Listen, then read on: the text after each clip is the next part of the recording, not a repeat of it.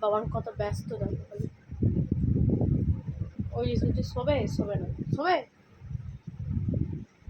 কি হলো বলো কিছু, বলবে তো কিছু।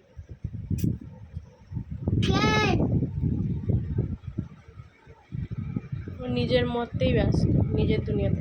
এই ওটা ঠিক করে রাখো, আমি ওটা শুকনো করতে দিয়েছি, রাখো। ওটা ভিজে ভিজে ভিজে এটা। হ্যাঁ বাবা পরিষ্কার করেছে পাখাটা।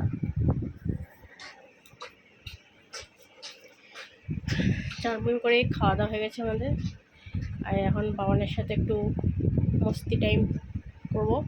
সকাল থেকে পাই না কাছে, আজ তো স্কুলটা ছুটি আছে বলে তবু ঘরে আছে, অন্য সময় স্কুলেই চলে যায়। আনতে যাই, এনে এসে আবার চান টান করানো, খাওয়া দাওয়া, তো তেমনভাবে কাছে পাওয়া হয় না, কাছে পাওয়া হয় না।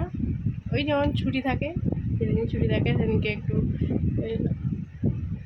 এখন তো আর কোলেও নিয়ে থাকা যায় না বেশি, কারণ খেলার মত তো বেশি।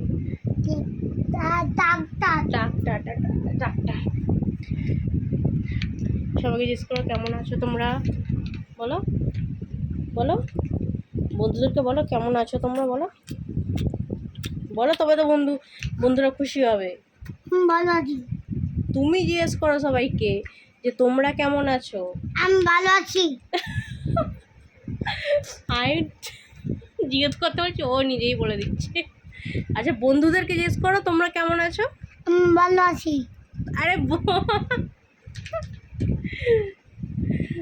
ইচ্ছে করে জিজ্ঞেস করছে না, একদম শয়তান হয়ে গেছে এখন, যা বলবো সব উল্টো উল্টো করবো। কিছু বলো বন্ধুদেরকে। আমি ভালো আছি। বন্ধুদেরকে তুমি কিছু বলো। আমি ভালো আছি।